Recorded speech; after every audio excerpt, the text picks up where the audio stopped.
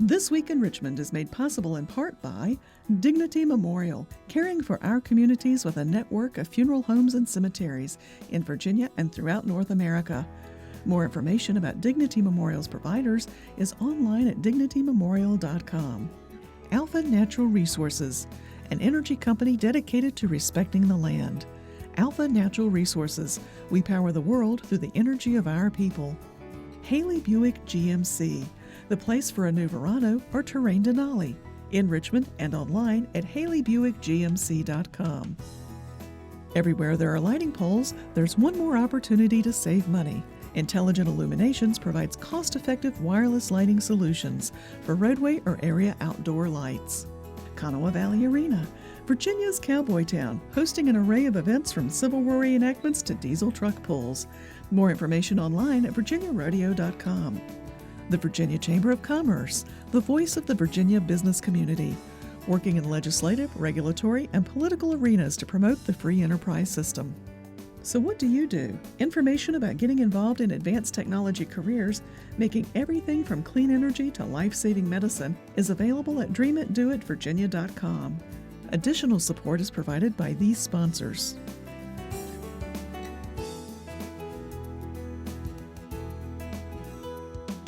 And by the members of Virginia's public television stations. Thank you.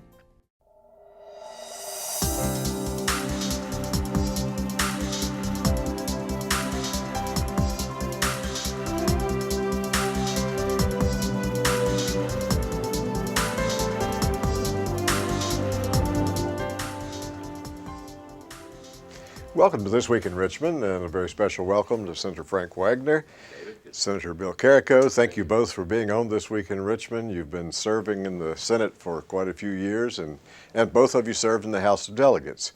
But the topic today is really what you'd like to tell the viewers around the state about some issues as the session moves on toward the last weeks. What are some of the hot issues that you'd like to mention?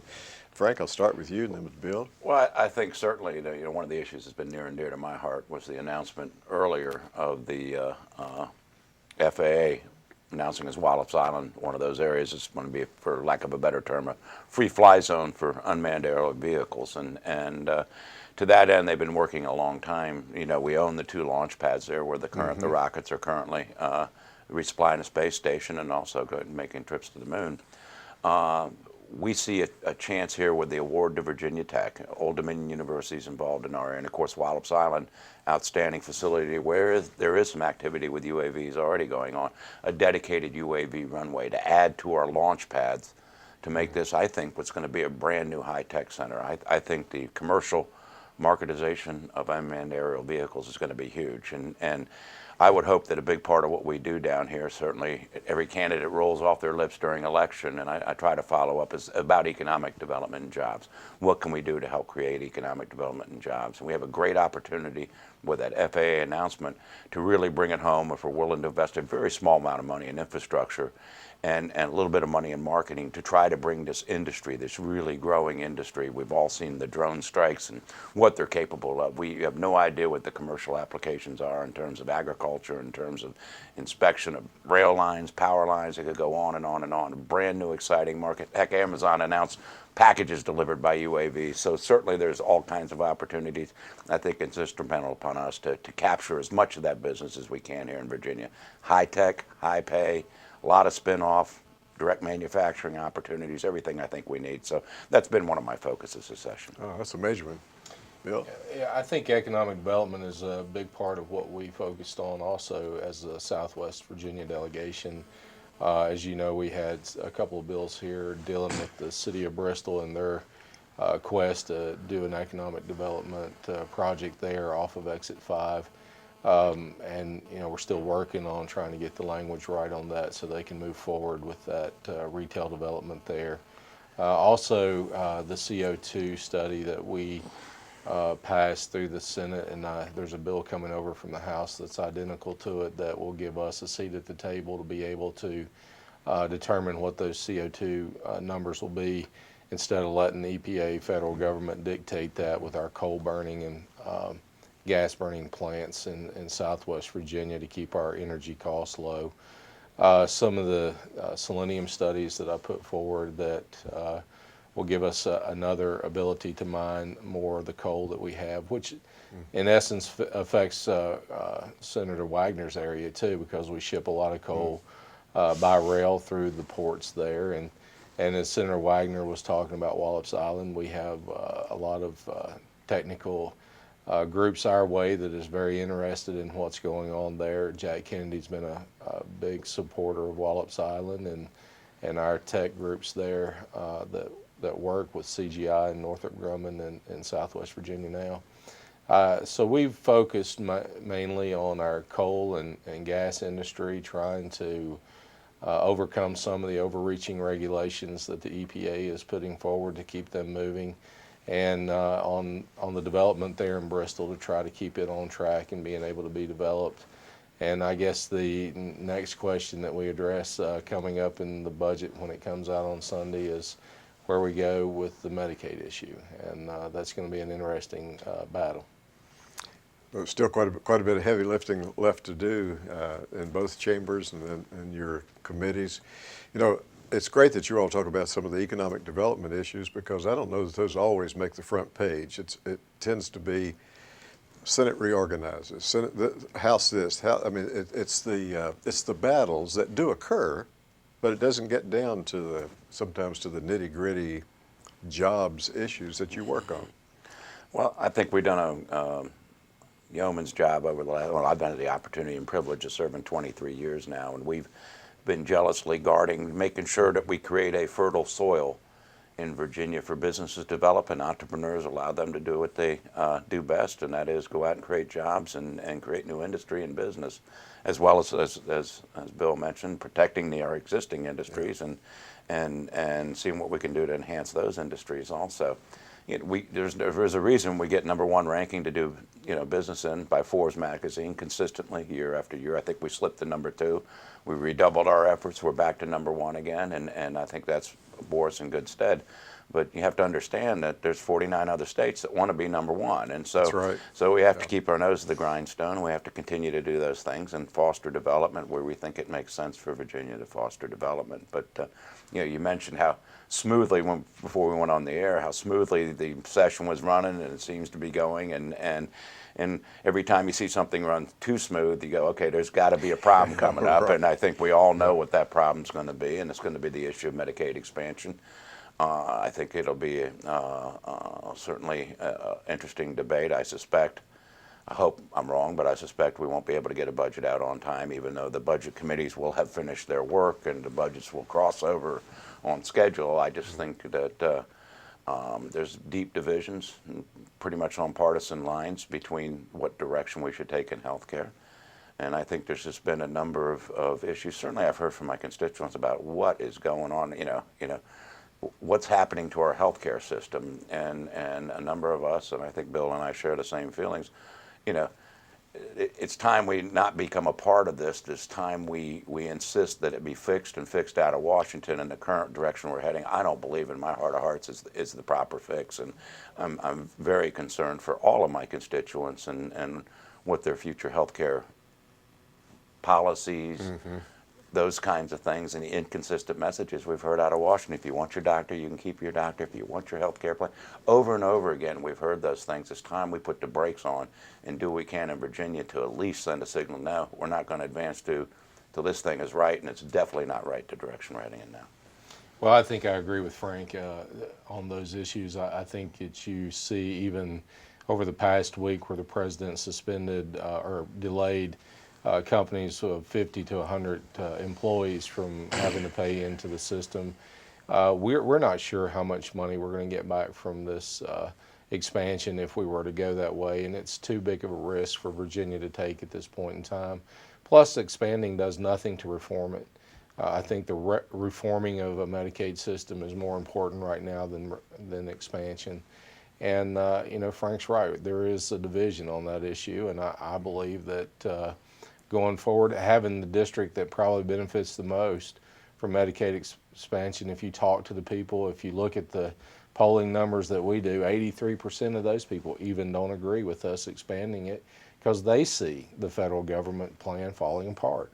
And it's time that we as Virginia look at a new way of doing things. Other states that have fallen in, and even Arkansas, who has looked at a different plan now, is going back and saying this is not going to work. So we're really need to focus more on the reforming of it than we do on the expansion of it. And I know hospitals are concerned, and we're concerned about those hospitals. But in the future, if we want to be sound and number one, we've got to make these things work to where we're not costing our constituents a fortune to do it. The divide is, so, as you said, so significant on that issue that it's kind of hard to sit here and imagine how does it end up, how does it come out, because it's challenging probably for either side to give in. So, I mean, as in many issues that you all work on, you find some middle ground. I don't know if you'll find some middle ground on this one or what you will find. Well, like I said earlier, it was moving along so smoothly, but you're absolutely right, David. It's the divide's very deep, the division's very deep. And everything we see from the beginning of the rollout to the having to delay, as Bill mentioned, and that directly impacts me. I have a business with about 80 employees. Having to they don't want my employees to know what's the shoe's about to drop right prior to the midterm election, so let's put that off to 1 January 2016. Everything you see about it, and what disturbs me more than anything, is let's take this back to the 30,000, 40,000 foot level. We had the finest healthcare system in the world. And people came from all over the world to get treated here. We are dismantling the finest healthcare system in the world for what reason? And that's probably what disturbs me more than anything. And there wasn't anybody that went without health care. People could go in emergency rooms. Yes, did we pay a premium for that? Certainly our premiums were higher, but not nearly the premiums that folks are paying now for supposedly a system that's going to be better than the best system in the world, when we have examples all over the world of a one-payer system, and they're faulty. I had the opportunity to be in Greece a year or two ago. I was with a taxi driver, and where they have the socialized medicine, and I said, well, how's the healthcare system? And he told me point blank, it was just as clear as day, pay the doctor, you live. In other words, yes, you can go to the doctor, but unless you came up with a little extra, unless you did something, you weren't going to get the treatment that I think we in America are expecting. Now, I'm not suggesting that we get there, but we're certainly headed in that direction right now. That's just a bad direction. I think people need to remember we have the finest healthcare system in the world, and we're dismantling it. Ask ourselves why. Just one final point on that. If you look at the way that it's set up, you have a single male who makes $15,800. You're creating such disparity between him who has a Cadillac plan and the next individual that makes $100 more, that's going to pay a huge amount of co-pays just because of that. So you're creating this huge disparity where you're saying that you're fixing it, and you're actually creating an atmosphere for people who are actually working, trying to make a living, to not want to work because they can't afford the health care. So thank you both for laying out those issues. Senator Carrico, Senator Wagner, look forward to having you back again on This Week in Richmond. Thank you both. Thank you, David. Thank you.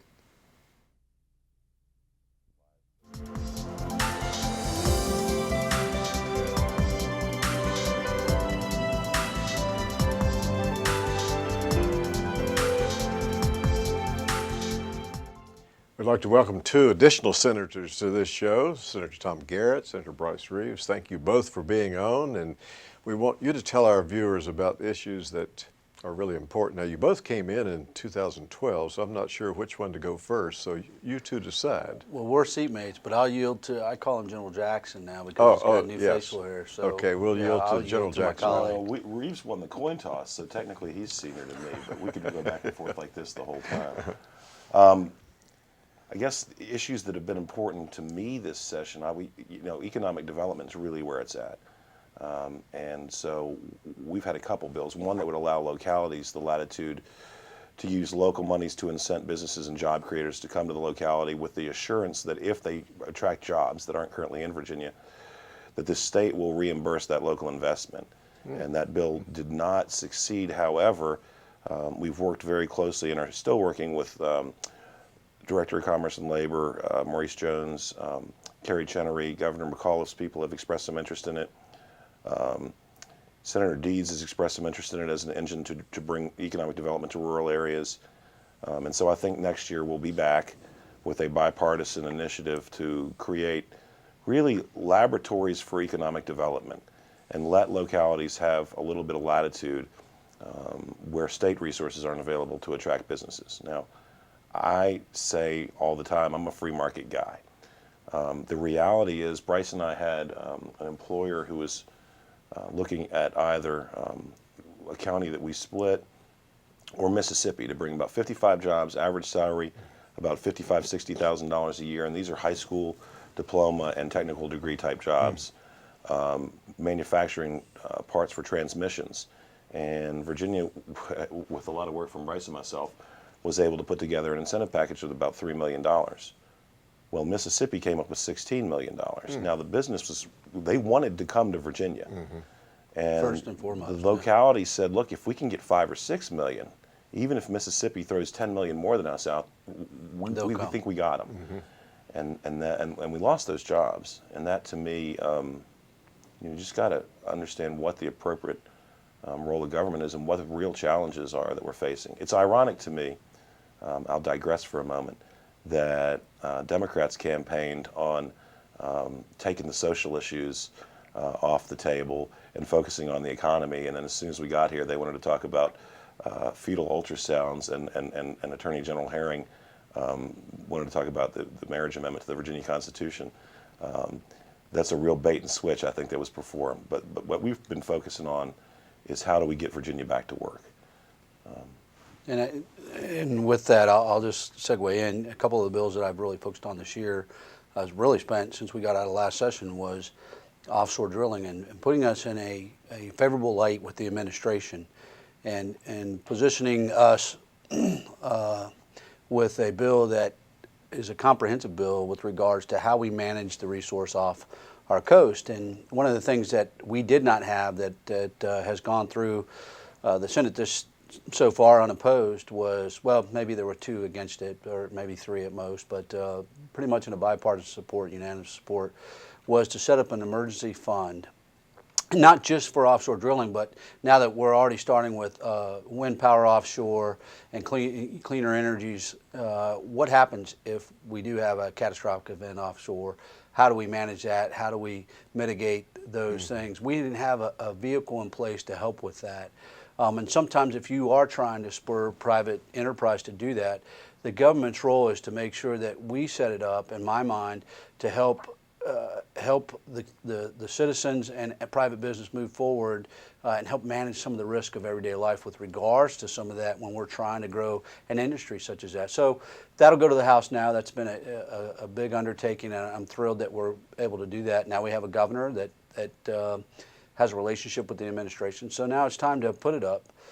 Don't just talk about it, but let's get it to the governor's desk, let him sign the bill, and let's talk to the administration about lifting the lease sale 220 off our shores. That's billions of dollars of income to the state. It would solve a lot of issues for us as we, as legislators, start looking for the dimes under the seat cushion.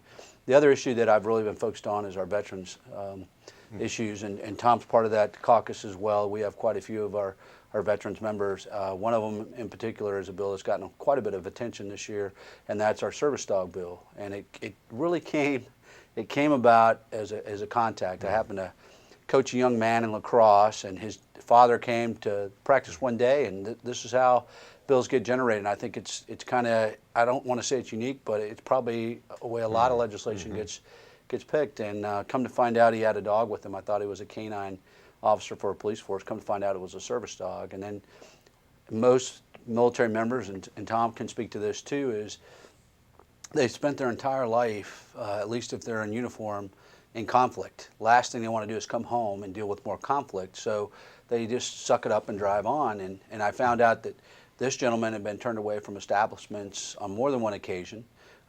He was on 32 medications to begin with. Once he got his service dog, he's down to 2. So there's a it is a medical device. And when I started to look at the code section, sure enough, it wasn't in the code section to allow service dogs that ability. So that bill is gained huge bipartisan support. I think there's a big movement on that, and I think it's between Virginia, and we're also working on a similar bill in Florida to set the pace for the rest of the nation. So I think that'll be a big spearhead and a big victory for us this year. Another, if I might, Yes.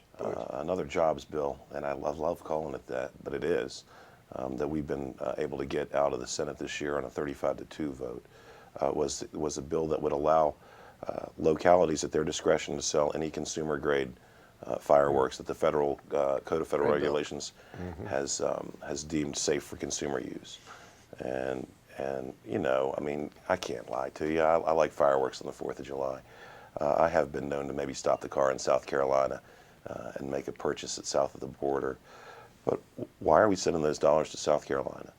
And really, I got to tip my hat to George Goodwin and my staff for pulling in all the parties who had opposed this bill last year. The firefighters, the fire prevention people, housing and community development, the Home Builders Association, and saying, we want to do this, help us. And so we sort of worked collectively with all those groups to get a product out. Now, let me tell you the economic impact. It sounds silly, but it's not. Indiana recently did something similar. The private sector growth in revenues is estimated around $80 million annually. Millions of dollars in state revenue and fees, fines, licensing, sales tax, millions. 800 to 1,000 full-time jobs annually over the last 3 years in Indiana, up to 8,000 seasonal jobs. Somewhere, and you know what? What's right for Arlington may not be right for Bland, and what's right for Fluvanna might not be right for Virginia Beach. And so we allow the locality the opt-out. But I believe sincerely that somewhere on the I-81 or the I-64 or 95 corridor, that a mom and pop will start a business that will allow, you know, kids to have opportunities to go to college, to make life choices. And so while these aren't glamorous jobs, by gosh, they're jobs. And I understand that there's an inherent danger to fireworks, but there's an inherent danger to getting out of bed in the morning too. I want to, you know, we need to trust Virginians to make decisions for themselves. And I think this one's long overdue in a Commonwealth that gave birth to the Declaration and the Constitution and the Bill of Rights.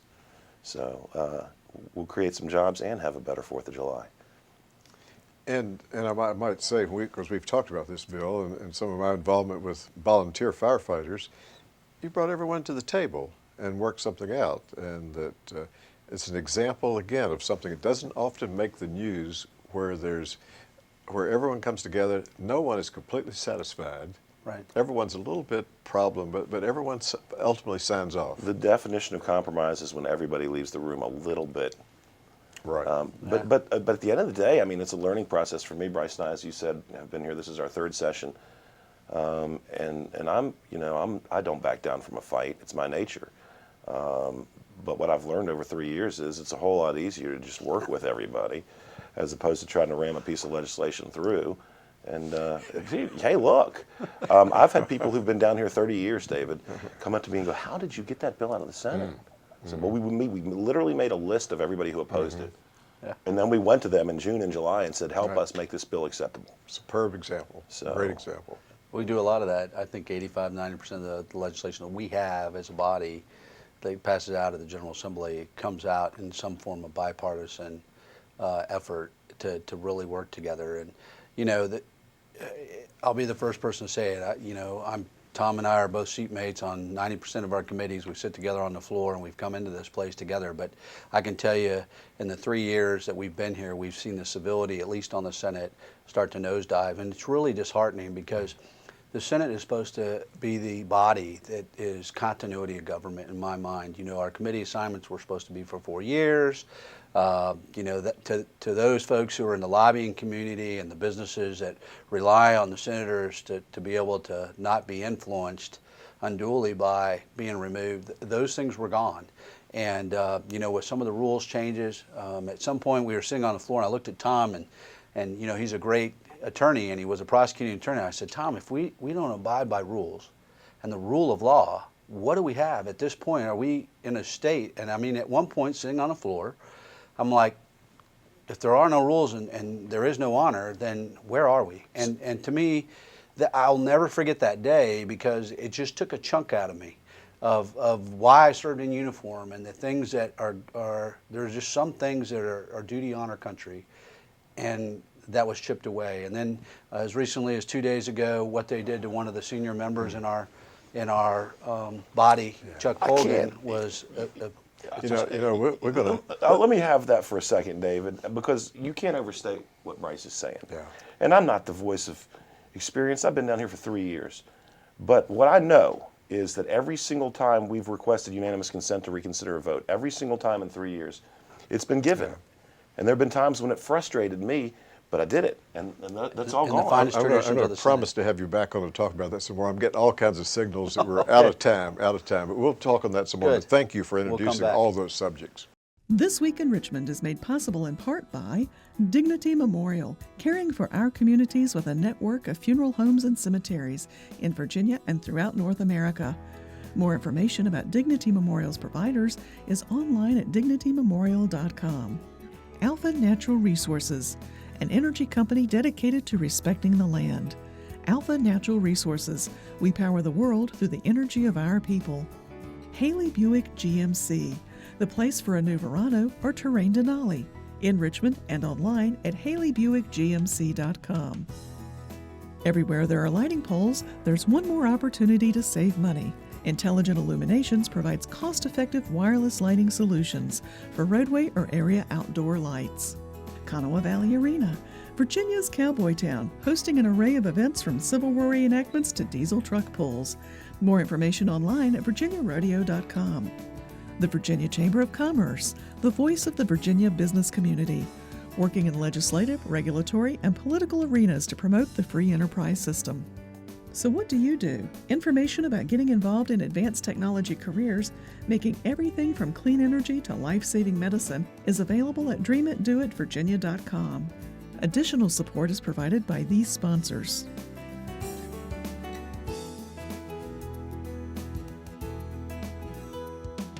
And by the members of Virginia's public television stations. Thank you.